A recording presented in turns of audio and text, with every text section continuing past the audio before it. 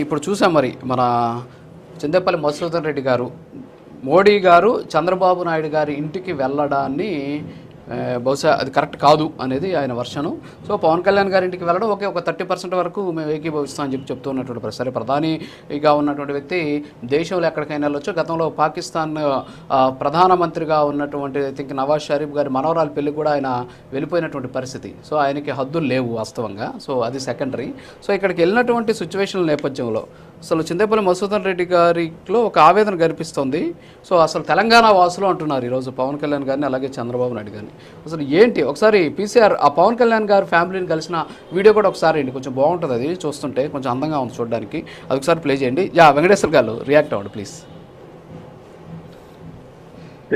రాజు గారు, మీకు అలానే పెద్దలు తిరుపతిరావు గారికి, మధుసూదన్ రెడ్డి గారికి, తెలుగుదేశం సోదరులకి అందరికి కూడా శుభోదయం.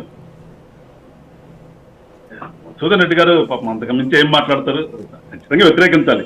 వ్యతిరేకించకపోతే వాళ్ళ పార్టీ మళ్ళా ఈ డిబేట్ చూసిన తర్వాత వాళ్ళ పార్టీ నాయకులు ఒప్పుకోరు కదా.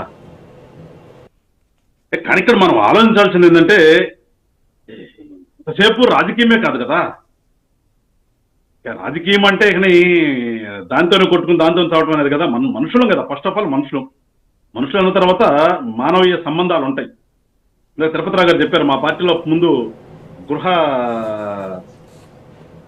చెప్పారు సంథింగ్, అది ఇట్లా రిలేషన్స్ అనేవి మనిషిగా మనం మెయింటైన్ చేయాలి. ఎంత రాజకీయ పార్టీలో ఉన్నా, ఎంత ప్రధానమంత్రి అయినా, లేదంటే ఇంకోటైనా కానీ మనకంటూ కూడా కొన్ని ఉంటాయి కదా. 24/365 days కంప్లీట్ గా ఇక అదే పనిలో ఉండలేం కదా. ఉండకూడదు అంటారు నేనైతే. ఉండలేం కదా కాదు, ఉండకూడదు కూడా.